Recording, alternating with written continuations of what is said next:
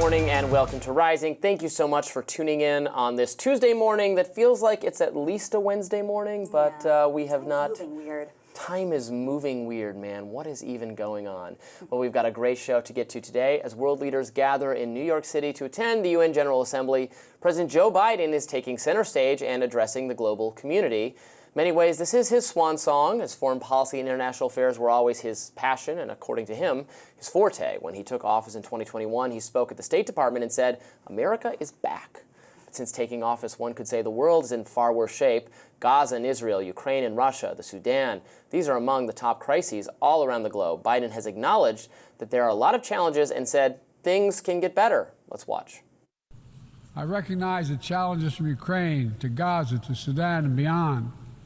War, hunger, terrorism, brutality, record displacement of people, a climate crisis, democracy at risk, strains within our societies, the promise of artificial intelligence and its significant risk. The list goes on. But maybe because all I've seen and all we have done together over the decades, I have hope.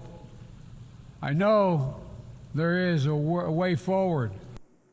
The war in Gaza is approaching a grim milestone of 1 year, despite hours, days, and months of U.S. diplomats and diplomacy trying to get Hamas and Israel to lay down their arms. The fight has become more entrenched. Biden addressed this conflict. Let's watch here. We're also working to bring greater measure of peace and stability to the Middle East. The world must not flinch from the horrors of October 7th. Any country would have the right and responsibility to ensure that such an attack can never happen again. Thousands of armed Hamas terrorists invaded a sovereign state, slaughtering and massacring more than 1,200 people, including 46 Americans, in their homes and at a music festival. Despicable acts of sexual violence, 250 innocents taken hostage. I've met with the families of those hostages. I've grieved with them. They're going through hell. Innocent civilians in Gaza are also going through hell. Thousands and thousands killed, including aid workers. Too many families dislocated, crowding into tents, facing a dire humanitarian situation. They didn't ask for this war that Hamas started. I put forward with Qatar and Egypt a ceasefire and hostage deal. It's been endorsed by the UN Security Council. Now is the time for the parties to finalize its terms. Meanwhile, the war in Lebanon is widening. Israel has been launching strikes against Hezbollah, leaving hundreds dead. Scenes of people fleeing the south, considered a Hezbollah stronghold, for the north are eerily reminiscent. In a more surprising moment, though, Biden looked back at his failure in Afghanistan and reflected on that. Let's watch. Was a decision accompanied by tragedy. 13 brave Americans lost their lives, along with hundreds of Afghans, in a suicide bomb. I think those lost lives, I think of them every day. I think of all the 2,461 U.S. military deaths over a long 20 years of that war. Biden also addressed his decision to drop out of the presidential race, saying, quote, "I decided after 50 years of public service, it's time for a new generation of leadership to take my nation forward. My fellow leaders, let us never forget some things are more important than staying in power."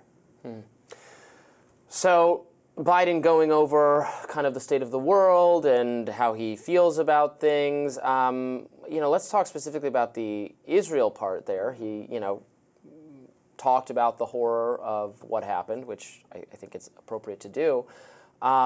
His peace plan has not been agreed to by Israel and Hamas, so there's no peace. The U.S. is committed to, under his administration, supporting Israel, even in the event that they are engaged in certain aspects of their war that we clearly say we do not agree with. We definitely don't agree with what's happening on the West Bank. And we have said, don't go into Rafah. We've drawn so many lines that they've exceeded, and nothing has changed. I don't think Israel's leadership cares what Joe Biden thinks. And so, it's a little, I don't know what that says about him as an effective political leader or world leader on the global stage, that we can't get this key ally to do any of the things we've said, we support you, we love you, we're with you, but don't start World War III, don't do this, this is escalating, we don't like this, we don't like the way this looks. They don't care at all. So what does that say about Joe Biden's abilities as a diplomat? I think it says a lot about Netanyahu specifically, because this is a Netanyahu decision, not all of the Israelis. Barely any Israelis agree with Netanyahu. Right. Although they do agree with continuing the war. They don't agree with Netanyahu, but they would keep a lot of the policies in place. People want them to pull out of. There are plenty of folks who want him to pull out of Gaza. They blame him for what happened. They blame him, as they should. I mean, he propped up Hamas, if we go back in history and look at that. And there's been a tense relationship between Netanyahu and Joe Biden for years. They don't necessarily like each other, although Joe Biden is incredibly supportive of Israel and has been throughout his history. What's interesting to me right now is as everything is happening with Lebanon and as Israel put forward that mission to blow up Hezbollah's members of leaderships, their pagers and walkie-talkies, they knew that would also, I mean, there have been rocket launches going back and forth, but that was a long plan. They knew very well that was going to ignite more pushback from Hezbollah and, of course, in Israel. Now, in some ways, it's been effective in that they targeted very important leaders. But on the other hand, it's also made a case saying, yeah, U.S., you have to keep supplying us with weapons because not only are we doing what the U.S. does not agree with in Gaza and in Palestine right now, but now they have to fend off Hezbollah. Yeah, and it's just, if we don't agree with it, I don't know why we're continuing to fund it. I mean, I think a lot of the American people would take the position, I include myself in this category, and I never want to pretend that what I think just happens to magically be popular, because I'm sure I hold many policy views that are not popular. This one I suspect is probably popular, that most Americans would say, Israel got attacked, they have the right to respond to that. Hamas is a terrorist organization. Hamas is not good for the Palestinian people. And you know what? Any country attacked like that was going to respond. But is it our business? Not necessarily. Is it the American taxpayers' business? No. Is being involved there making us safer? Clearly not, because terrorists who target Americans blame us for what Israel is doing in the Middle East. It gets us into more trouble. And past administrations, while supporting Israel, including Republican administrations, have pushed back at times to say, okay, that's enough, no more. Yeah. There's going to be a broader war because of this. You've responded, and now the response has gone on long enough, and now we have to have diplomacy and peace. And if Biden is doing that behind closed doors, it's not working. I don't know that he's doing it. Maybe he says he's doing it, but it's not working. It's not working where past American presidents, including Reagan and George H.W. Bush, were able to get Israel to do what the administration's policy is, and Joe Biden is not able to do that. Well, he's dealing with Netanyahu. Netanyahu is not listening to anybody. He's not listening to his own advisors. The only advisor that he's reportedly listening to right now is his son, who is an extremist. And he's lost advisors, he's pushed them out. He is, much like so many other autocrats, he's decided to use his country as a weapon and a protection shield this war as a protection shield for him not to leave office, because let's not forget, he was convicted of corruption. I mean, this is a country that does not support its leader right now, and he is doing everything, all means necessary, to protect himself. With that being said, you're right. America has been able to pressure back and on both administrations. Right. We also have lobbyists who are pushing internally for us not to do so. And that is where Joe Biden, I will give him credit, is that he has been aggressively pushing back. And Antony Blinken talks about it all the time in his press conferences in the State Department. And we don't really pay enough attention to that, but that's nuance. And the American people don't sit and watch press conferences from the State Department every day. They see the headlines. They see that there have been 40,000 casualties in Gaza. They see that the hostages have not been coming home. And they see the escalation in the Mideast and are worried. And now, because it's not just Israel, as it's never been, it's never just a conflict between Israel and Palestine. It has always been a conflict, a geopolitical conflict between many world powers, even more so right now. And that's probably why, in my opinion, Joe Biden isn't pulling back. I would just get out of it. I want to be not involved in it. I don't think we've helped the situation. I don't think the Middle East has benefited from our involvement. I don't think we've benefited. I think so many Americans look and say, what's the point? Israel has a lower debt to GDP ratio than the U.S. does. Why are American tax dollars being spent in any other nation's defense when we have crumbling infrastructure in places? We have so many problems at home to address. And this is not addressing a problem that we have. In fact, it's exacerbating a problem that we have in terms of terrorists wanting to target a U.S. service member coming under attack. We had a quasi-base attacked someone killed. We have our forces coming under attack. I mean, now I would also withdraw those forces from the bases. We have them in Africa and other places because then when we get attacked, we feel, rightly so, a duty to respond and to fight back. But we could just not be in those dangerous situations by having a more restrained foreign policy that accords with what the American people in both parties want and never seem to get. I think Americans want stable democracy, and there's a risk right now in that if we pull out our support of Israel, that the region will be even more destabilized, and Israel doesn't have allies immediately in front of them that are really supporting them. I mean, of course, there are Western democracies, and Egypt is staying out, and Jordan's staying out, but fundamentally, at the end of the day, this is an Iran situation in which they're calling on their support networks to attack Israel, and the United States has a foreign policy agreement with Israel. Right. It's not, do I like this strategy? No. Do I approve of Netanyahu? No. But do I think that Israel has a right to exist? Yes. And I think most Americans do as well. Yes. And behind closed doors, the leaders of all these countries want peace with Israel. Right. But it's the people are outraged by what has happened to the Palestinians, which is understandable. They're being massacred. It's terrible.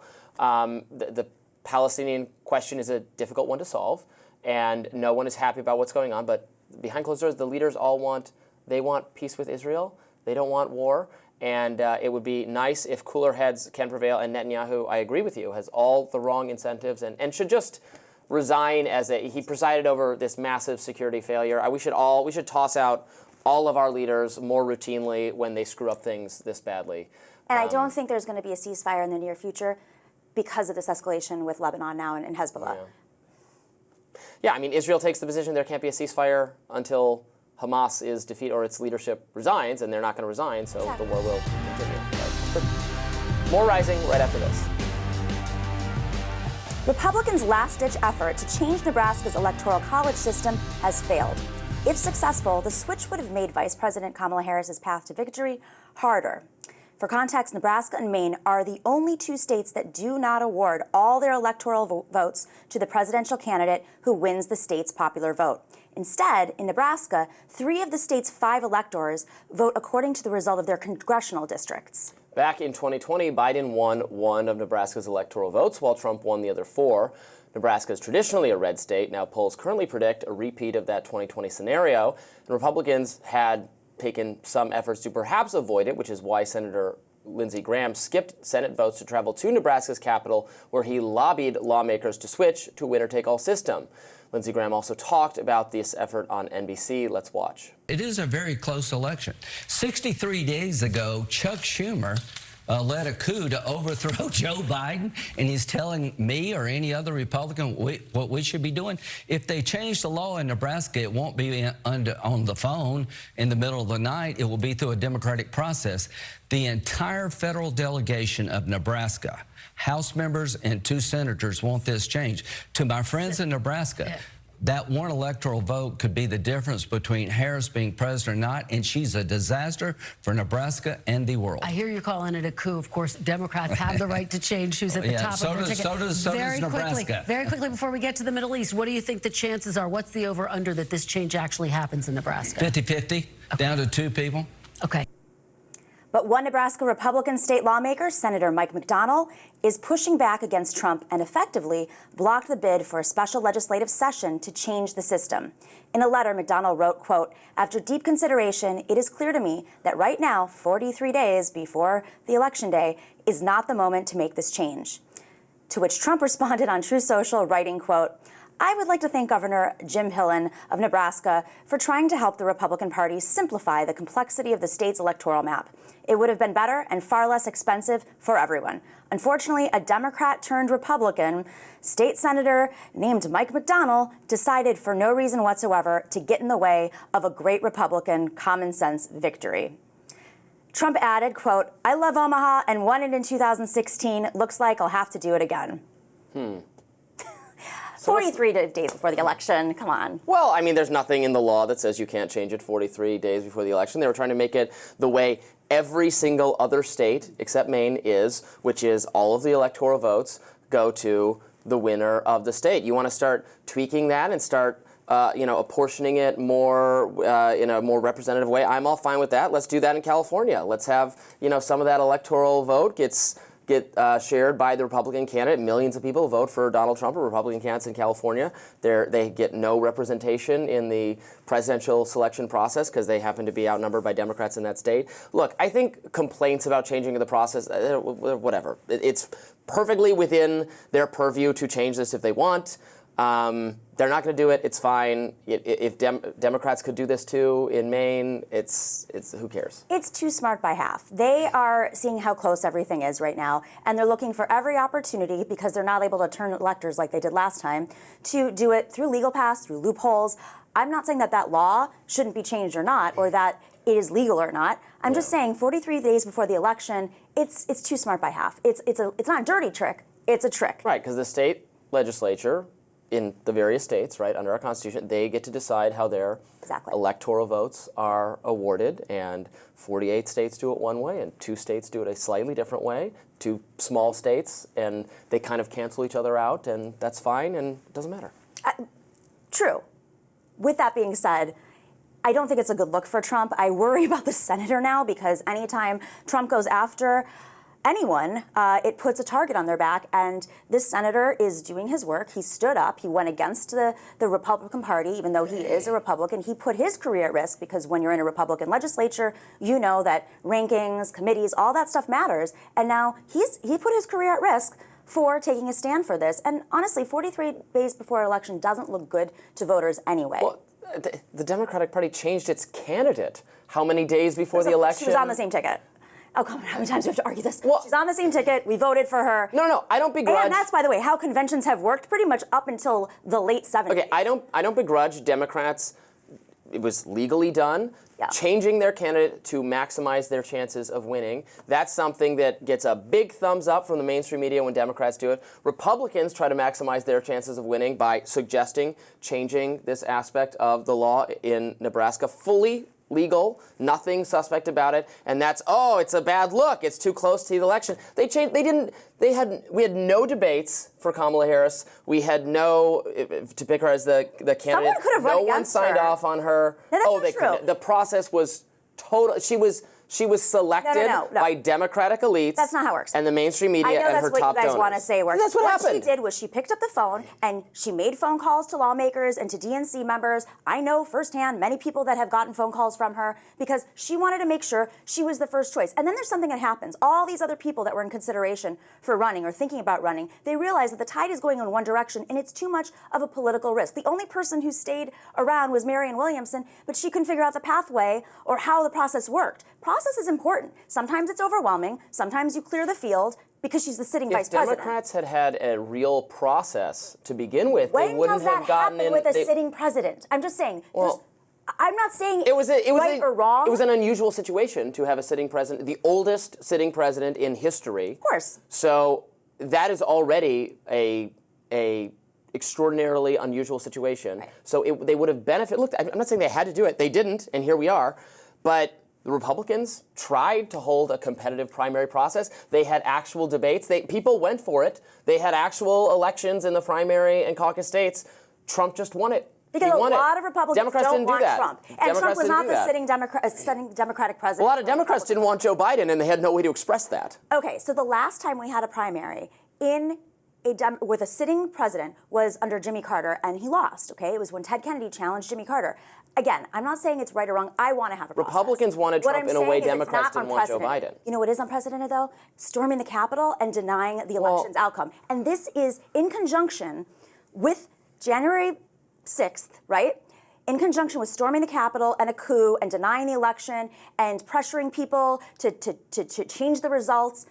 Having this move in conjunction with that is not a good look to voters. They are the trying Nebraska move? Yes, it was I think it's very silly to throw those things together. Aggressive this is totally legal. But it's again, the state legislature can determine how to award those electoral votes, and if they wanted to change it to be in line with 48 other states, to say that's akin to January 6th. No, I didn't say no. In conjunction with it, it's a bad look. So when he's doing, it's death by 1,000 cuts, but it's not 1,000 cuts, because storming the Capitol was not a cut, that was a bomb. But add all the little cuts with that, it's not a good narrative for the Republican Party to constantly be looking for ways for Donald Trump to cheat or not cheat or use little tricks. It's not cheating. It's not a trick. I didn't say it was or not cheat, using little tricks to get into the White House. He knows he does not have the electoral path. So what is he doing? He's making phone calls. He's still trying to get people to change results on Election Day. He's trying to change the legislature 43 days before the election, the law in the legislature. It's not a good look. They can do it after. Sure, go for it. It'll be great for the next Republican. Republicans trying to win is not a good look from the Democratic perspective. That is very clear. Yes, Democrats don't want Donald Trump to win. Donald Trump thinks there are existential stakes, and Republicans think there are existential stakes to Democrats winning for the state of our economy and our foreign policy and all of that. And both sides are trying to win, and I just find it very interesting. The mainstream media, it's only a problem when Republicans try to do it, never an issue when Democrats do it. The party is storming the Capitol. Gee, I wonder why they're critically looking at everything Republicans do. Okay, more Rising right after this. The corruption surrounding Mayor Eric Adams has gotten out of control, even for New York City standards. As MSNBC characterized it, Mayor Adams is now facing a dizzying number of investigations. The latest corruption scandal centers around a Brooklyn Catholic church. The church received a subpoena requesting information about financial or business dealings between the one-time chief of staff of Adams, Frank Carone, and Monsignor Jamie Gigantiello. These are really classically Italian corrupt names. I say this as an Italian myself. Prominent figures in the Brooklyn diocese. The 4 investigations around Adams include his ties to Turkey and China and questionable campaign cash, as well as 2 investigations into influence schemes involving Adams appointees. No one has been charged yet with wrongdoing in these investigations. Joining us now to discuss it all is Fordham University Associate Professor of Political Science, Christina Greer. Hello, Christina. Thanks for joining us. Hi there. Of course, anytime. Well, this morning things broke. Let's start with this. How many people have had to resign from the Adams Inner Circle administration? And are there overlapping, other than just being in the Adams administration, are there overlapping themes, even though these are all very separate investigations? Right. So first things first, there's a lot of smoke around Eric Adams, but thus far there's no fire for him particularly. And so it looks bad. You know, do you want this in your administration? Absolutely not. But we also have to remember that the Southern District and the Eastern District have yet to say that Eric Adams has done anything wrong. So I just want to start with that. Number 2, we normally have resignations around this time. It is really hard to be a public servant in municipal government. It's a 28-hour-a-day job. Presidents talk about how hard it is to be a mayor and work in mayor's administrations. So this is around the time that we start to see some attrition. This particular instance with Mayor Eric Adams is slightly different, though. We're going through now we have our 3rd police commissioner, whose house was raided the other day. We've had people step down because they felt that the mayor didn't pay attention to them, was possibly trying to influence them in their jobs. We know that this particular mayor also has always liked to hang out with characters who I would classify as unsavory or suspect. And so they, too, have been served with indictments and had their phones and computers seized. So it seems as though there's chaos. Sadly, the only people who lose out are the citizens of New York, because we know when someone at the top is distracted and you have administrators and commissioners who are also distracted, then the day-to-day business of running the city falls to a secondary or tertiary place. And so hopefully, whether, Damian Williams, who runs the SDNY, or Breon Peace, who runs the Eastern District, hopefully they will present whatever evidence they have against this mayor so that we can get to whatever needs to happen in that legal realm and get back to the business of running New York City. Yes, of course, the mayor came to power to confront a widespread perception of rising crime and other problems in the city. Does he have any popular support at this point? Because I don't think citizens feel like their concerns have been addressed. And then in addition to all of this pretty rank corruption, where there's smoke, there's fire, although it's not been proven, and we have to let the process play out, all that sort of thing. Is he retaining the support of the citizens? Well, here's the interesting thing. When there's smoke, there usually is fire, but thus far we have not seen any fire. So I just want to be really clear on that. Number 2, we see the mayor's rankings as far as his popularity. It's tanking. It's in the 20s. Now, here's the interesting thing. we know that we have abysmal turnout and participation in New York City municipal elections. So of those people who were surveyed as to whether or not they think the mayor is good at doing a good job, they may be citizens of New York, but are they voters? And so what we don't know are the people who actually turn out, the very few thousands of New Yorkers who bother to turn out in a June primary in a ranked choice voting system. Are they dissatisfied with how the mayor is doing his job? You know, for some communities, violence is just calcified in the neighborhood, and there's nothing any mayor has been able to do about certain pockets of New York City. But overall, crime is down in the city. You know, has the mayor forced particular, you know, quote unquote liberal neighborhoods to integrate their schools? No, he hasn't. Has he been a little more conservative on the migrant community that's coming into the city and not forcing certain communities to have shelters or prisons in their neighborhoods? No, he hasn't. So those are the things that, you know, hardcore liberal New Yorkers are actually quite happy about. Other New Yorkers are saying, well, I don't see as many rats. So we actually will have to wait and see. You know, thus far, his four challengers, his main challengers in June, are all to the left of the mayor. And so we know that there's a lot of intellectual and ideological diversity in New York City. We may be overwhelmingly registered as Democrats, but as I tell my students, there's a lot of different colors of blue in New York City, and many New Yorkers tend to like thus far, even if it's not showing in his opinion ratings, public opinion ratings, they like this more conservative bent of this mayor. They don't like the corruption and the chaos and the mayhem that seems to be going on at City Hall, but they're not necessarily completely against this mayor with some of his more centrist policies. You said spot on. I mean, the turnout is so low in New York. And even if he appointed a rat czar and there might be fewer rats on the streets, public sentiment may not be reflected in the polls. But also, you mentioned ranked choice voting, and the city also has a matching fund system where essentially for a certain number of dollars a candidate raises in the city, they get $8 back from the city. One of the scandals that broke in the last couple of days is about money being used as bribes and donations to Eric Adams from foreign interests.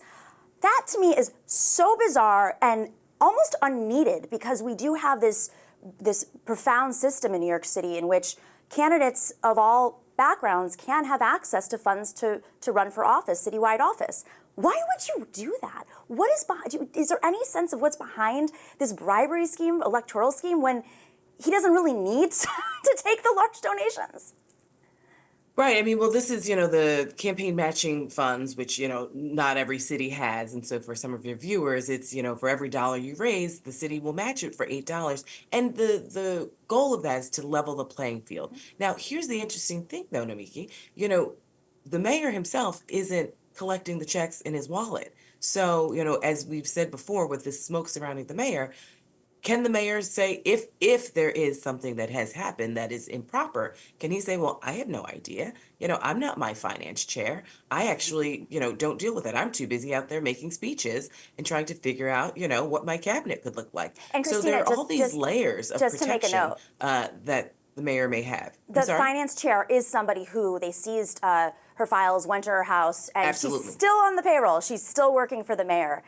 Meanwhile, as his lawyers have stepped aside. So just to clarify, that's actually really important in that he might be, we're not sure, or they might be approaching him through a cadre of folks around that were there to maneuver the donations, the bribes, the whatever, the alleged Yeah. schemes. And we saw this with, you know, when John Liu was accused of this when he ran in 2013. Now, what's interesting for mayor, that is, and he was the controller of the city of New York. So many people thought that, you know, you should definitely have control of your finances. This is what's also been an interesting new phenomenon that we've seen, not just in New York, but around the country, where you have very young women, usually, who are in charge of these very important roles with a lot of money. And there's an interesting question as to whether or not these very, very young people understand the severity of the role that they're in charge of and where all the different streams of money come from. You know, you have people who are in their very early 20s in charge of, you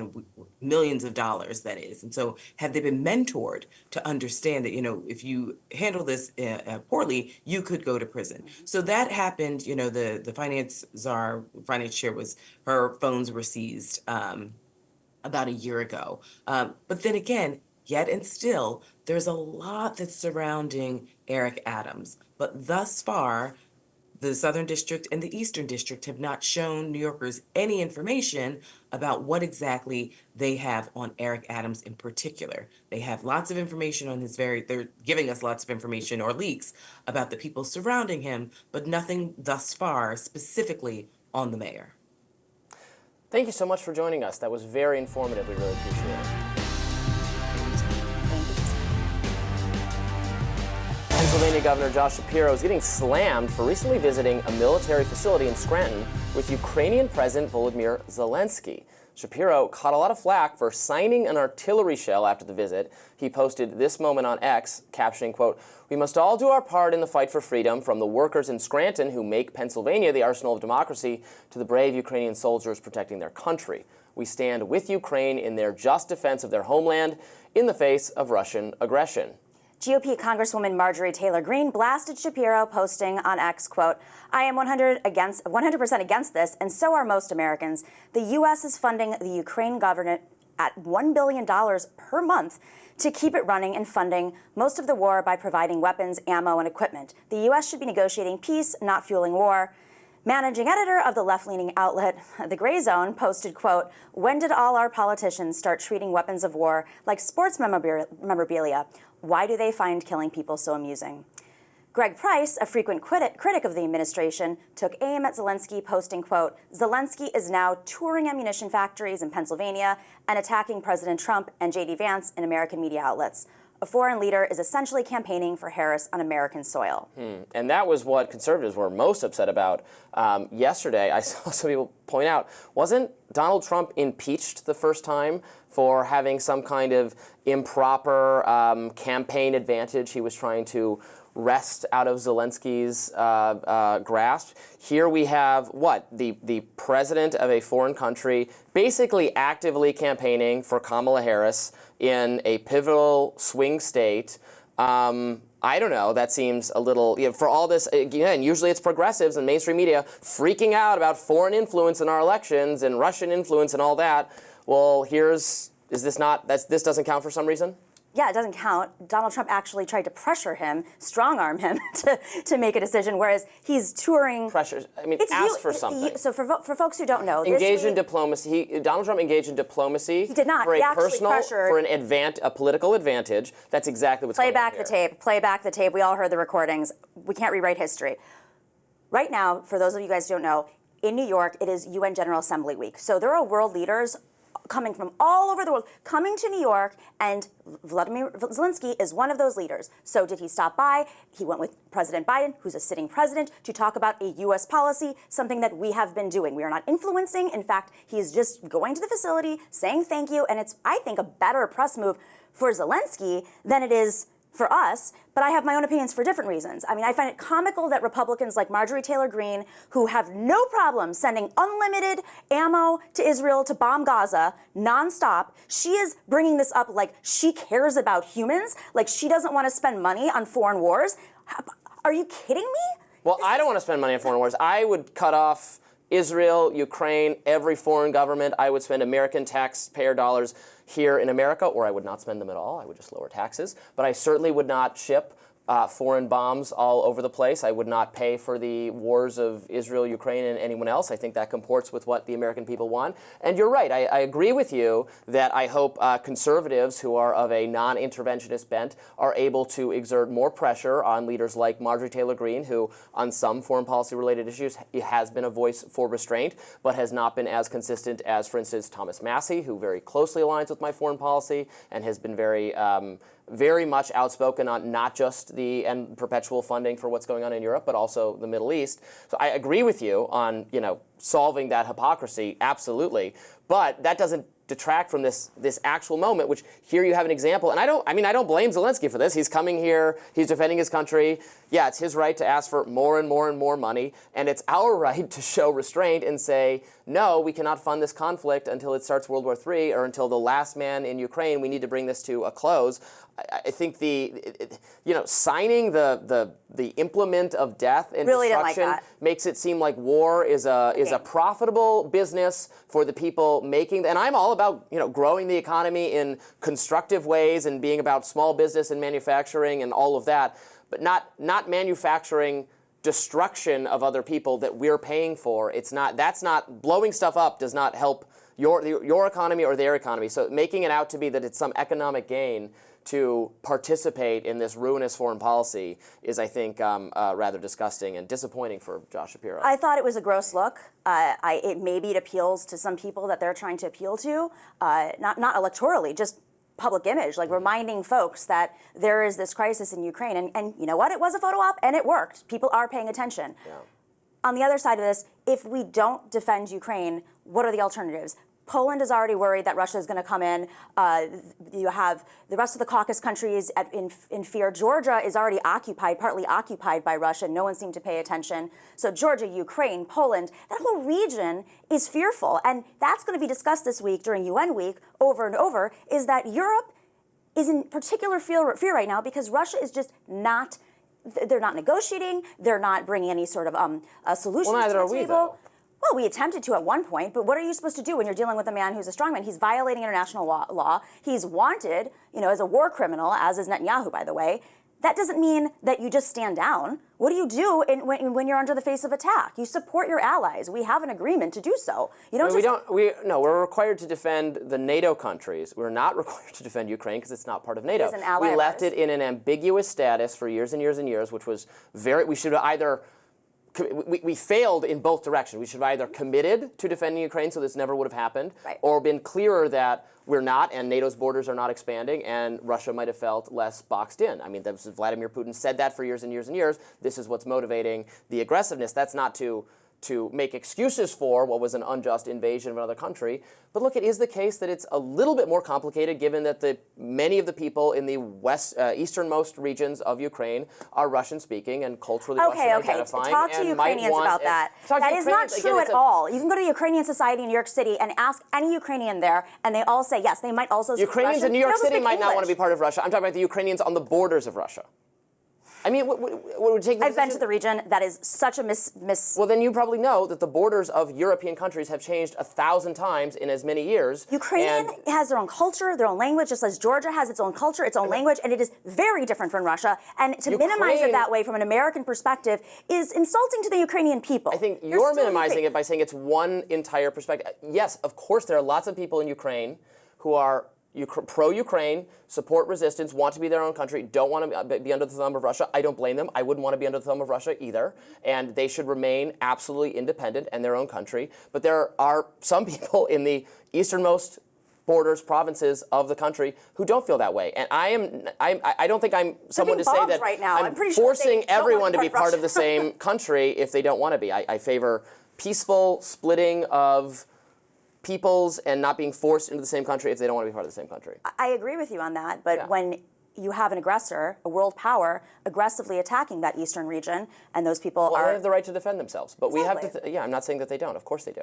But we have to be, look, we can take an uncompromising position that, where does that end? Then it's like, well, we give them more money, do we? Then we're going to do some people want to do no-fly zone. Some people want outright confrontation with Russia. I don't think that's in our national security interest. I think it would be great to work harder at getting a diplomatic solution, even if that means compromising with Russia to some degree, so that Ukraine doesn't lose any more people, doesn't get wiped off the map, is still partly or mostly intact, and if a subset of Ukraine wants to be part of Russia or wants independence, that should be facilitated. Or wants to remain with Ukraine, fine. But we have to have more negotiations because this war is not working for Ukraine. They're slowly being destroyed, and I'm not okay with that. I agree with you. There should be some negotiations. We're just dealing with an actor who doesn't want to negotiate. And that's why the U.S. government is also facilitating things with the DOJ in terms of money laundering and election interference. They're going at this from many angles. I do not want escalation. We do not want to see people die. War is never the solution. And those hawks on Capitol Hill who want to push for it usually are tied to some sort of weapons manufacturers or some sort of weapon, war industry. Well, I agree with that. Yeah, and they're naive. Biden administration has taken the position that we will, as long as it takes, whatever it takes, we will fund the defense. Well, what if that's not going to work? What if that's not possible? What if we run out of money? What if they run out of soldiers? They're now having to do conscriptions of people outside the usual range for military aid. People get, at gunpoint taken from their home to go serve in the Ukrainian military at some point. It's going to collapse. It's not going to work. So we have to, I mean, you say Putin doesn't want to negotiate. I mean, Zelensky has been pretty stubborn on this as well, which, again, I understand his country got invaded, and it's his right to go say, no, we're going to fight to the last man, but we have to be more sober and more realistic. And I really don't appreciate him coming here. A lot of Republicans, I'm sure, don't either, coming here and doing a little pro-Kamala Harris media tour in the state of Pennsylvania. He said mean things about Trump, too. You say, a lot of fears about election interference. I don't know why this doesn't count, but fine. Because it wasn't an election event. Kamala Harris wasn't there. Tim Walz wasn't there. It was the president. It was during UN week. It's an hour and a half train ride, 45-minute train ride from New York City. And this is the place where the conversations about ammunition, and this is the place where they're producing it. So just because a Democrat's in office does not mean it's an electoral event. News doesn't get suspended when there's a presidential election. Not to mention, just as a side note, what would have happened if Trump were in office, because Trump wants to immediately cut off weapons supply, and he has no problem with letting Putin take the reign of the region. He wants to end NATO, so good luck with that. Some people, that's a selling point. More Rising right after this. Messaging platform Telegram may provide the IP addresses and phone numbers of users who violate its rules to government authorities moving forward. Telegram founder and CEO Pavel Durov, who was arrested in France last month over allegations that his platform was being used for illegal activity, including drug trafficking and the distribution of child sex abuse images, wrote on the app yesterday that we've made it clear the IP addresses and phone numbers of those who violate our rules can be disclosed to relevant authorities in response to valid legal requests. The new policy decision is aimed at limiting criminal activity on the app. Until now, Telegram's policy was only to disclose data on suspected terrorists upon a court order. The platform also says it will publish quarterly transparency reports to share how often it cooperates with authorities. Many online are not happy with this move. Some writing on X, privacy was fun while it lasted. Oh man, they got to Pavel. X is the only platform left. One step closer to a world where you have absolutely no anonymity. When governments strip you of your rights to privacy and free speech to protect you, there is nothing left to protect. Goodbye, Telegram. Yes, this is discouraging, although it's in line with this trend of social media apps, tech platforms that tried to offer some level of anonymity and privacy to users, running up against governments all over the world, including in the U.S., although at the U.S. we're safer from it than everywhere else, trying to break privacy, trying to destroy privacy. Yes, often in pursuit of noble ambitions of thwarting terrorism or catching sex traffickers or child abusers, et cetera, and so on and so forth. But we in the civil libertarian community know that often very bad people, in the authorities going after them, ends up limiting all of our rights. And I think it's very concerning. I think it's concerning. Obviously, social media platforms should, I think, work with law enforcement to some degree to turn over violent or criminal conduct of this nature. But no, I would not want a situation where the company feels obligated just to hand over your phone number, your email address, your IP number, because the government just has some suspicion of you without a warrant. And the reason he's doing this is they put him in prison in France. This was extorted at the point of a gun. This is very, very concerning stuff. It's happening increasingly in Europe, Brazil, China, Iran, Russia. It's every kind of authoritarian ideology, from the Europe technocratic, neoliberal, whatever it is, to actual authoritarianism, China and other places. And we have a little shield from it here because of the First Amendment, but that's not going to stop them from trying. Free speech is a balance. It's a complicated balance. We talk about it every day. We have just major disagreements, slight disagreements. I don't disagree with you actually at all on this. I think it reminds me of when Apple would not disclose anything basically to the authorities, and they were smart in that perspective. But it was also when the Obama administration said, well, we just want to look at the phone numbers, to look at trends, and I understand that's probably where they're coming from, but put that into the wrong government's hands and it becomes something else. We can't forget what happened after 9/11 and how we targeted Arab Americans all over the country and in the government. And that led to false arrests, false detainment for years and years, and in some cases, legal fees that bankrupted people. If they have access to your address, your IP address, and don't have the context and all that information, the language, it's even harder. So it's almost like just hand them over everything because you have a better sense of what these people actually represent to know whether or not maybe this person is a terrorist suspect. And that's Telegram's, that's their duty. They should be absolutely identifying, and they hadn't, and that's the problem, is now he's in a situation in which, because the company did not disclose whether there were terrorist activities or child trafficking activities or drug trafficking, whatever, he's now in a situation where he has to basically hand over the identities of everybody. Yeah, but I mean, it should be, it's France, so it's slightly different. But here in America, I would say, well, come back with a warrant. I mean, that's the way it should work. Why is this different from Verizon or the cell phone company? You want to listen in on people's calls? Exactly. Fine, go get a warrant. You might have valid reasons to do it. You might have suspicion of terrorists. Go get a warrant. That's the way it works. Because we don't want, the American people absolutely reject the idea of the government just doing wholesale listening in the hopes of maybe catching someone engaged in something illicit. And the tech companies are in a terrible position where even when they do cooperate, they get yelled at for not doing enough. Like Facebook and other social media companies, they do cooperate with law enforcement. They turn over tons of information. It would stagger you to see the reports, the volume of reports they make to law enforcement about abusive, illegal, violent material on the platform. And still, they get hauled before Congress, the CEOs of these companies, and screamed at in the most bipartisan fashion imaginable. In our age of increased polarization, partisanship, where Congress can't agree on anything, the one thing you get Amy Klobuchar and Ted Cruz ranting and screaming, I would say incoherently, at the heads of social media companies because somewhere, someone had maybe something truly awful happened to them on social media, and it's supposed to be Mark Zuckerberg's fault, or Elon Musk's fault, or Pavel Durov's fault. I mean, it's just, they can't win. Well, that's the problem with these platforms. They're not publishers. They don't have editors. They don't have fact checkers like any other publisher of a news publication. You say problem, I say feature. They're not good. They're not lawmakers, so they don't have a duty, a public duty. You know, they weren't elected to make sure that, hopefully, society works a little bit better. And so they're just left to their own devices at this point. And I don't think it's just about the content. I think it's about the algorithms. I think it's about what's happening, especially with kids and addiction, and how these tech platforms are built, which is facilitating, you know, bullying at that level all the way up to more criminal activity.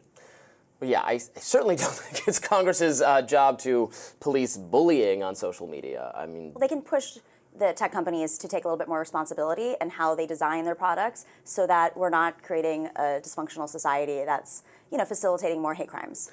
Yeah, I don't want them doing that at all, actually. I think that's a recipe for giving them more control over the internet, which is ultimately what they want, to tap down on sources of information that they don't agree with, that they think are popular because of social media, contrarian points of view.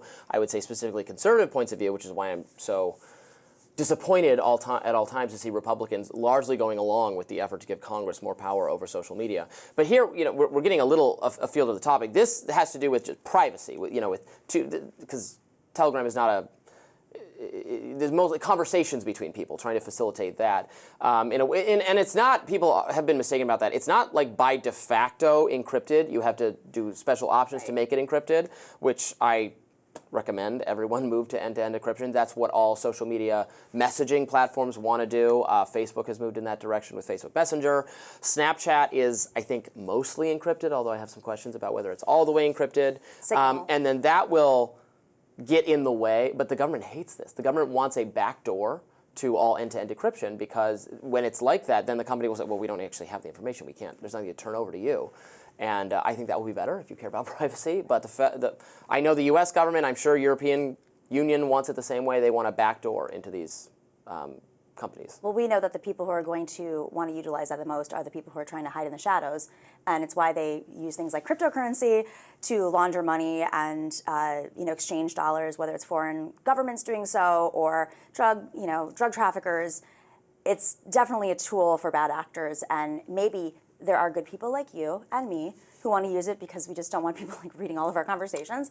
But yeah, I don't think you're automatically suspicious if you don't want people reading all of your conversations. Americans are distrustful of surveillance and being monitored, and the you have nothing to hide, so why do you care kind of attitude that really got enshrined into law because of 9/11 and the Patriot Act, something I think so many Americans now have come to understand was a huge mistake, was something we allowed to happen in a moment of patriotic fervor after we were attacked, and has really been used not actually to apprehend, I'm sure it's been used to apprehend some terrorists, but not fundamentally to keep us safer, but to keep us more quiescent and managed and more watched, and it's really a shame. Never let a good crisis go to waste, and we know that there are plenty of lawmakers out there who will take advantage of that, especially if they have ties to industries that could benefit from it. I also predict that the U.S., it's already a little bit like this, but the U.S., the way things are headed, it'll be the only company where it's safe for tech companies to operate and headquarter in the future, because all of these other regions of the globe are moving toward greater censorship and greater crackdowns on these companies for a variety of reasons. And here in the U.S., our government is a little bit constrained from doing that, or more constrained than anywhere else, and that's why we have Silicon Valley. These are companies that thrive on that need speech-related protections, this kind of protections we have that the European Union doesn't. And so I predict in the future we'll have even more robust growth in the tech center in the U.S. compared to the rest of the world, thanks to the First Amendment. I'll just add one thing. I think it's quite funny that countries like Russia and China are using our tools when they're cracking down on free speech in their countries. Yeah, they don't allow them. More Rising right after this. GOP Louisiana Senator John Kennedy met hate with hate. Sitting in on a Senate Judiciary hearing intended to examine hate crimes, Kennedy picked this setting to go after Executive Director of the Arab American Institute, Maya Berry, lobbing a series of attacks accusing her of supporting terrorism. Let's watch. You support Hamas, do you not?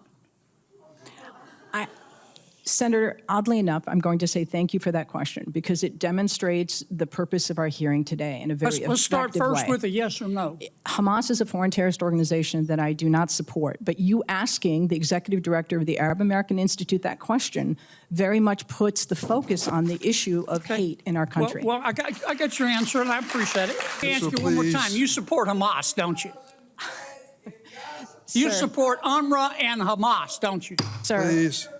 I think it's exceptionally disappointing that you're looking at an Arab American witness before you and saying you support Hamas. You know what's disappointing to me? I do not support Hamas. Bring yourself I do to not say support Hamas. You don't or support UNRWA. You don't support Hamas. You don't. I was very clear in my support for UNRWA. Hezbollah, and you don't support Iran. You should hide your head in a bag. Berry kept her composure through the skewering. Here to talk about this further is Maya herself. Welcome. Thanks for joining us, Maya. First, how are you doing? Because with something like that, as insane as it was to watch it, I'm sure experiencing it personally, and then what comes afterwards when something like this is played out in the press and on social media. Are you safe? Is everything okay? Your colleagues? Yeah, I mean, regrettably, we've encountered hate previously and are familiar with what happens when elected officials, thought leaders, others take an approach that targets a community as opposed to having a reasonable policy disagreement. So we are taking the precautions that we always take, and we're blessed to have the most incredible staff always and wonderful people being supportive. But I do wish it hadn't happened, that's for sure. Yeah, I guess I don't quite understand why that line of questioning, because you did, as far as I could see from watching the clip, you did pretty quickly give the straight-out answer that you do not support Hamas or Hezbollah, that he seemed to kind of ignore or not hear. You know, he was sort of accusing you of not answering a pretty direct question, but you did answer it and say that you don't support those organizations. So what was that like? You know, unfortunately, even though the exchange with Senator Kennedy is the one that went viral, there were multiple times during the hearing where other members of Congress attempted to introduce a foreign policy conversation. And I attempted to explain that as much as folks love sound bites and gotcha moments, these were indeed complicated foreign policy discussions that did not belong in a hearing designed to address the increase in hate crime. And as much as I attempted to move it back to our conversation, that's when I got the pushback. And that really was quite extraordinary. I don't think To be honest with you, I don't think those members were there to have the conversation about the topic of the hearing, but rather to subject an Arab American witnesses to this idea that we are more prone to support violence or to engage in a conversation about, again, complicated issues that don't belong as part of this conversation. Well, and speaking of complicated, I mean, I think even the idea that the hate crimes situation is itself complicated. I remember reading reports about these statistics over the year. I'm sure you know as well as I do that it is a difficult thing to measure because reporting is not mandatory. If we're talking about the FBI's data, which is compiled from local police departments that don't always report, and if they get better at reporting over time, it can look like hate crimes are increasing, but it could just be, well, they actually didn't send any data in the year before, and now they sent a little bit of data, and it looks like hate's gone up, 300%, but that's just like, the move from 1 reported crime to 4 or something like that. And it's not just on the Arab side or, pro-Jewish organizations are also routinely making the claim that hate crimes against their communities are increasing. I tend to, not that I'm accusing you or your organization of this, I tend to worry sometimes that advocates on behalf of these issues are always trying to make the issue seem like it's getting worse because that's how you attract, attention as an activist organization when the statistics are very complicated. So 2 things I would say. The first is you've managed to add more substance to the conversation about the complexity of hate crime data collection and reporting than, frankly, the Republican side of the aisle did during the hearing. Oh, thank you. 2, I would point to the fact that hate crime data collection and reporting is indeed not mandatory, and that is what needs to happen. And while I appreciate the sort of nuance you're trying to introduce into the complexities of that, I would simply point to the fact that none of us, whether it's the Arab American side, American Jewish side, Asian Americans, Black Americans, no one wants to see an increase in these, but rather we are keenly aware that regrettably there has been a trajectory. We've seen a 99% increase since the 2015 and the onset of the 2016 presidential increase in hate crime. And what's more likely is not that those numbers aren't real, but rather that they are a minuscule of the actual number of hate crimes that occur in our country. So according to the Bureau of Justice statistics at the Department of Justice, we anticipate about 1% of hate crimes are actually reported. So when you're looking at 2023, the FBI just released their hate crime data on Monday, yesterday, and yet again, 3rd year in a row where it's the highest number of incidents on record with 11,862 for 2023. And it's very challenging, I think, as we think about this, to think that that's perhaps just a minor fraction of the number of hate crimes that occur in our country. Maya, I'm looking at your advisory on the FBI report, and anti-Jewish was 63%, anti-Muslim 49%, and anti-Arab 34%. And they go down through everything, whether it's your sexual identity to the community you come from. What I found really interesting, since they've been reporting since 1991, is that there was this chunk of time until 2015, they didn't even report on the Arab community. Why was this? What was going on behind their thinking then, and why the sudden adjustment? That's an incredibly important question to us. When in 1991, where the Hate Crime Statistics Act was passed, and 1990 actually is when it was passed, and when the FBI began collecting the data, Code 31, which was the anti-Arab category, actually existed. And then something happened where there was guidance issued that a local agency, municipality should not report on that category. And it did indeed disappear. So imagining how you can attempt to address a problem if you don't have data on that problem. The category was not reintroduced until 2015, which is one of the reasons that as people look at the data, please understand that there are complexities. As your colleague was noting, there's a massive underreporting problem for certain communities tied to their relationship and trust in law enforcement. There's the fact that the category itself disappeared for decades and was reintroduced in 2015. So whether or not local municipalities are sufficiently trained on how to report anti-Arab hate is an issue. One of the brutal hate crimes in 2023, the murder of Widens near Chicago in Illinois, that was reported as an anti-Muslim hate crime, but not also as an anti-Arab hate crime. And that goes to the importance of understanding the level of training that's required. Widens was targeted indeed because of his and his mom's Muslim faith, but the alleged perpetrator also talking about wanting to kill Palestinians and Arabs. So it's important that we get that data part correctly. The other thing I would note, those percentages that you gave, I mean, a staggering 63% increase in anti-Jewish, the increase in anti-Muslim and anti-Arab as well. Those are increases. So it's a 22 to 23 increase. And when we pulled our data for the hearing, we did the analysis on 27 states plus the District of Columbia in preparation for the hearing, because we take our job seriously, and the FBI data had not come out. We found that about half of both the anti-Jewish and anti-Arab hate crimes that had been reported on the state level occurred after October. So there is a thing called the backlash effect, and there is a real problem that we have to address with. I just don't think that happens when we introduce topics of foreign policy into a hearing on hate crime. Well, but how would you respond to someone who says, well, look, these are hate crimes. For them to be hate crimes, they have to have an underlying criminal element, right? It's not, we don't just criminalize hating someone else. That's First Amendment protected activity. But if you beat someone up, and then you can be additionally charged if you're doing it for reasons of animus consistent with the hate crime laws. I think a lot of Americans would say, if somebody beats up their neighbor, beats them with a baseball bat or something, they should be prosecuted. They should go to jail. Whatever the sentence is what that should be. And that should be regardless of whether they hate their neighbor because their neighbor is black or gay or just, knocked over their garbage cans or something. That what is the reason, the relevant thing? Don't we just want to punish and deter crime regardless of the motivation?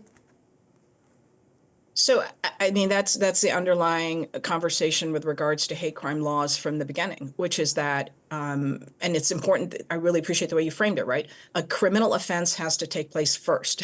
So first you have a criminal offense. You have something that is illegal that takes place. The question of an additional charge of a hate crime comes into play, which is, why was that person targeted? So it's not what I did, because the criminal offense is there. It's why did I do it? And the key to understanding the issue of hate crimes, and why I think correctly our country has invested in a process of understanding them, is they victimize that individual, they victimize that family, but they also victimize that broader community. So the impact that it has is significantly larger than that one individual. And I think that's the reason we have taken it seriously, and that's the reason we've put efforts in place to attempt to address and reduce the number of hate crimes in our country.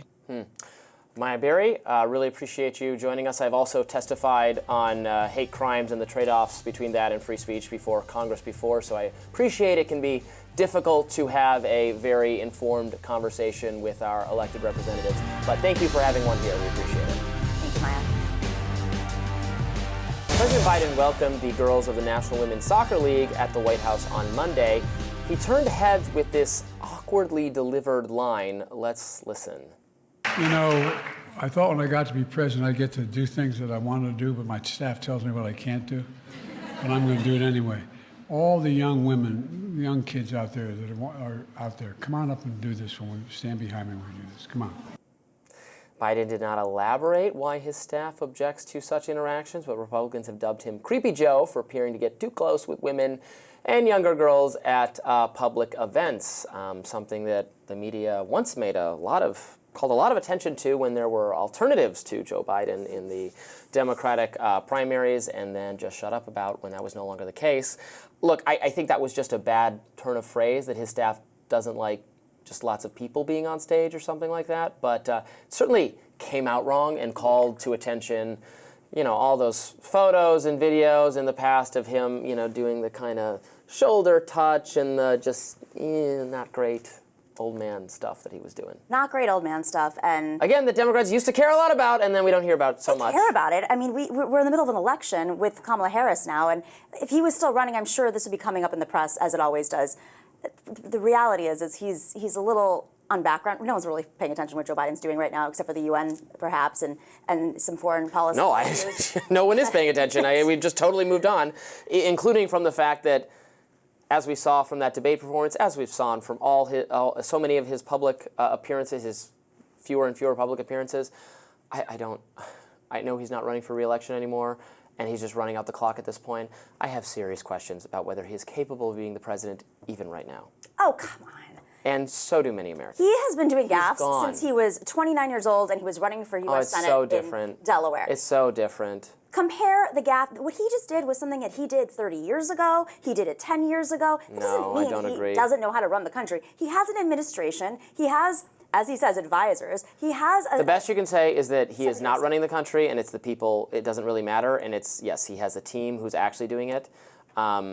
I don't know what that says about our democratic process, is that there's this permanent bureaucratic deep state behind the scenes actually running things, and it doesn't matter who the candidate is. But I would like to have an administration and departments so that folks can get their services. I don't think one person can do that. That's not a deep state. These are very public people with public budgets and programming that's been out there. I'd like to elect someone and know that that person who I voted for's policies are the ones being implemented, not a permanent bureaucracy that surrounds him. I am pretty sure that the foreign policy right now that is reflected in the UN is Joe Biden's foreign policy. I mean, I have no idea. He goes off script all the time. That's the amazing thing about Joe Biden. He actually tells you what he thinks without someone giving him a script. So you can say he's old, you can say he makes these little quips every once in a while, but the reality is he is never shown to not deeply understand the issues. The debate performance was crappy, right? We know that. We're all universally in agreement of that. But he's been in plenty of one-on-one interviews since then, and his administration does press conferences. No, it's true. I mean, come on. But he does a D+ job in these things. Doesn't mean he's asleep at the wheel.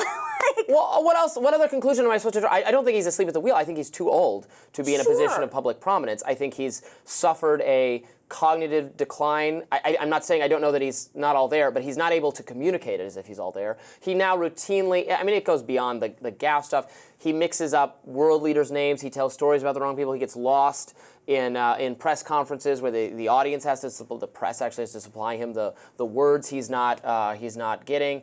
And it's gotten so much worse over time. If you listen to his, debate performance, just back in 2020, it is so much more energetic and clear-headed. He has, I've said this before in the show, he has clearly rounded the corner that we've seen, so many Americans have seen happens with their parents or grandparents at some point, where you can be fine one day or you have mostly good days and then a couple bad days, and then suddenly it's sudden. It's downhill and it's mostly bad days.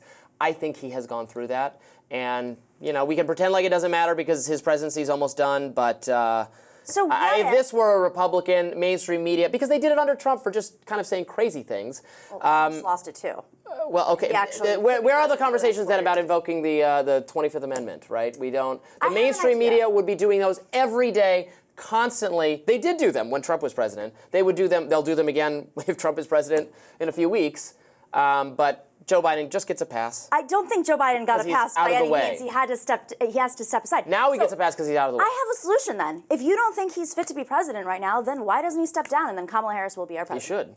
That's right. Then Kamala Harris will be our president and she'll be running for re-election. Sounds like a brilliant strategy. I mean, I'm not thinking about it in terms of tactics or what is good campaigning. I'm thinking of it in terms of what is good for the country, because I have serious reservations about the person ostensibly in charge of the most important nation in the world, in the most important pivotal political position in the world, the ability to do that job based on what I see on a daily basis. You heard it first. Robbie is endorsing Kamala Harris as I think for the good of the nation, he should step aside, and then she can be the president. And then, then we get a month to find out what her policies actually are, maybe. We have to, it's like, as Nancy Pelosi said, we have to pass the bill to find out what's in it. We'll make her president. I mean, it would be no more dramatic and sudden and undemocratic than the process of making her the nominee would be to have her suddenly foisted into the presidency as well.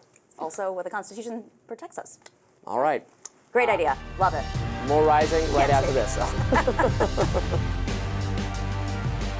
Former President Donald Trump rallied supporters in Pennsylvania yesterday, a state crucial to win the presidential election.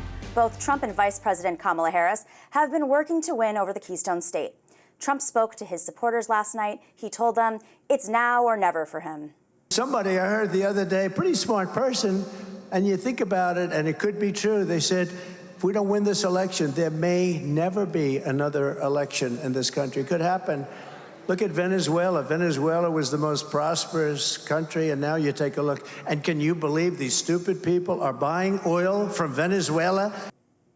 Trump also, of course, threw some jabs at Harris.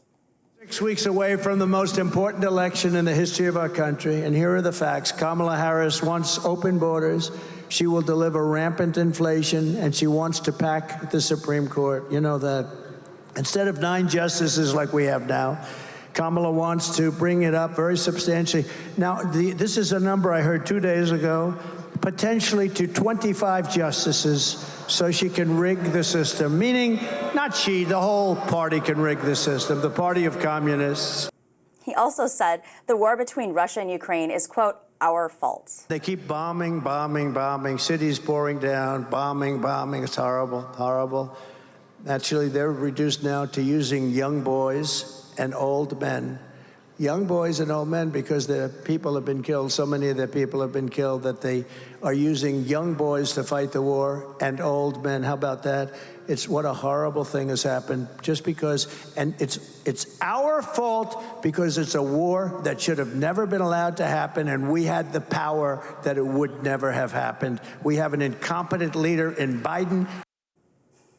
I mean, I think there's some truth to what he says there. I mentioned it earlier. It is a fact that Ukraine is a much smaller country than Russia. It has more limited, even, we're giving them lots of military aid and weaponry, but we are not sending soldiers, so it's solely on the people of Ukraine to actually use the weapons effectively, defend themselves. They've lost a lot of people, and it is the case that outside normal military age is now who they're relying on. People who've been in this war or been proximate to war zones now for years. The kind of the health problems and the stress and the sleeplessness and the jitteriness from having things blowing up all around you for years renders you a much less effective fighting force.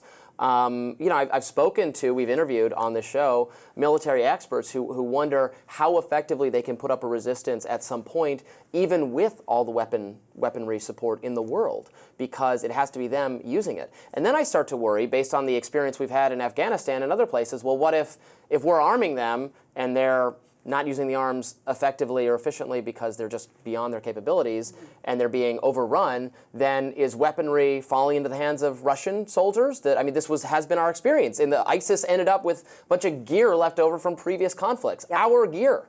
That's not good at all. No, it's not good. With that being said, Russia has had quite a bit of defection. There are people who are just quitting on the front line saying, we don't want to do this. We know that there was the internal coup, military debates internally in Russia, and that led to... Well, they killed everybody who participated in the coup. Exactly. There was a coup, it failed, and then their plane blew up with all of them on it, right? But part of the reason that happened was because so many of the frontline forces didn't want to do it anymore. They felt it was directionless, and that Putin was taking out his aggression for his own power rather than for the Russian people. And so it's happening on both sides in different ways.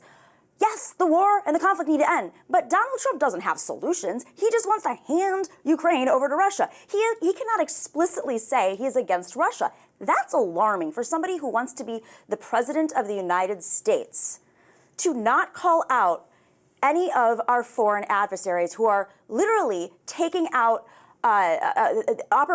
creating operations to challenge democracies around the world. It's alarming. Putin is a war criminal, and Donald Trump will not speak out against him. He's playing these games, and he's playing to his base because nobody wants to have war. No American wants to spend their money on conflicts overseas, and not every American really understands the consequences of not supporting Ukraine right now. Is it the right path? That is the question we need to figure out, is how do you de-escalate? How do you negotiate, set up negotiations between the two of them? But that's not what Donald Trump is saying. Donald Trump is saying it's all going to be fixed if I'm elected president. Well, that's not true. Look, I would like Donald Trump to be more specific, obviously, in some of his foreign policy ideas. He's been very critical of the current administration, the Biden administration. I think deservedly so, because the Biden administration has presided over disaster after disaster. But I would like to hear more about what his plans are to make it better. I don't think I need him to be, militaristic toward Vladimir Putin or slamming Vladimir Putin all the time. I don't think that helps get us up to a place of greater global stability. Don't we want our leaders to get along well enough to think through problems and solve them? Putin, by the way, has said he finds Donald Trump erratic and prefers Joe Biden. That was a fun little... Is that that's double... I don't think anybody really believed that. I think it's reverse psychology? I think it's very basic reverse psychology, of course. Okay. And it doesn't work, right? It's too smart by half. if Donald Trump was there as the person who is respectful to world leaders, then maybe this would be a different conversation. But that's not like his reputation. This is the guy who wants to dismantle and defund NATO. That's not necessarily respecting your allies. Well, I think the argument for doing that is that this was a Cold War era alliance that doesn't make a lot of sense, or didn't make a lot of sense in the inter period. Maybe it makes sense now because Russia has Russia initiated this invasion of Ukraine, but that Europe problems are Europe problems, and Europe should be primarily responsible for paying for its own defense. The U.S. can't be in charge of paying for the defense of every other nation on earth. Why, if this is so important, thwarting what Russia is trying to do in Europe, why can't it be mostly the responsibility of France and Germany and the UK? Why does it fall to the US to do it? And we have to be the world police. This is not a role for the US that the American people want. They signal time and time again that they are utterly and wholly opposed to it, and they have tried to elect time and time again the presidential candidate who is most against doing that. This is a platform that Barack Obama ran on. It's a platform that Donald Trump ran on to some degree. They want, and Joe Biden was in some ways restrained, completed the pullout from Afghanistan, what had been kind of a voice, I think, of restraint in the Obama administration, especially relative to Hillary Clinton. With Iraq, especially. The American people express their preference for a humble foreign policy, not total detachment or isolation, but the idea that we're not making the world safer, and we're not making us safer to be doing what we're doing. That's what the preference they express, and it's thwarted by both parties and the military-industrial complex over and over again. Well, we know that behind closed doors, it's not just about keeping world stability, global stability. There's a lot of money making in war, yes, and those folks are lobbying Congress, and they're lobbying the administration, maybe not officially lobbying through monetary, but other ways, backdoor channels, to make sure that certain weapons are used. Okay, well, if we're going to pull out, then make sure those military contractors that you guys work with are sent to Afghanistan or to Iraq, as we've seen throughout history. I mean, there's an entire sub-industry, privatized industry that has been pulled out of our military-industrial complex that keeps these wars going. And, I think we need smarter foreign policy, maybe not humbler. I think it is important that we stand for democracy in times like this when, we hopefully are operating with a little bit more ethics under this administration than, say, Xi is or Putin is, where they just go in and invade.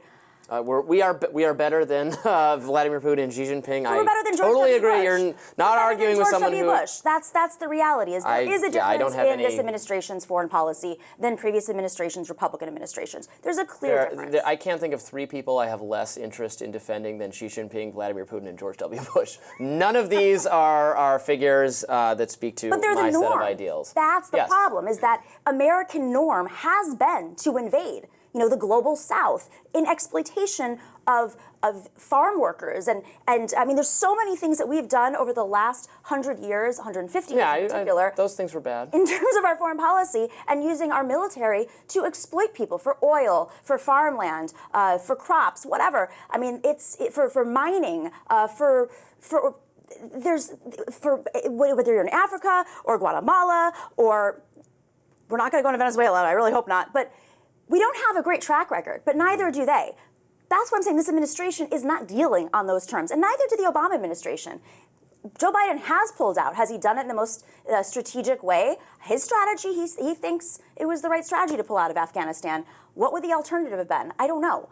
It wouldn't have been good either, probably. But Donald Trump doesn't have a strategy at all. Well, I mean, it was Donald Trump's plan to pull out in the first place. But how would he kicked have it done off. so? Right. Well, he doesn't give enough specific details, and I think that's fair. I'd like to hear more from him. I think it is fine to support, as I do, the pullout from Afghanistan. We should not have been involved there so long. We were not making the situation better. And also to wonder whether the pullout could have gone more successfully without the deaths of American the humiliating, embarrassing loss of life that occurred being a bad thing, even if ultimately the strategy was correct. And the NGOs that had to leave. Yeah, more Rising right after this. Actually, that does it for us today on Rising. We do not have more Rising. That was a lie. We will have more Rising tomorrow. Be sure to like, share, and subscribe so you never miss any content. And for those of you who like to listen while on the go, now available anywhere you can listen to podcasts. See you later.